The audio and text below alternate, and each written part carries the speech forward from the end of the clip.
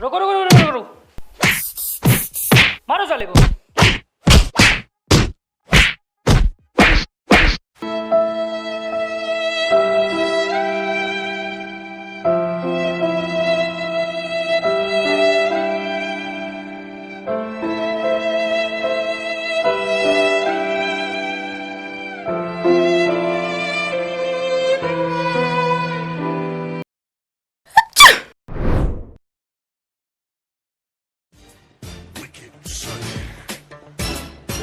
Madam ऐसे public place पे छींकना कोई अच्छी बात नहीं होती, और आपने छींक लिया ना, कोई बात नहीं मैडम, चलता है, अभी और से दर्द दीजिएगा।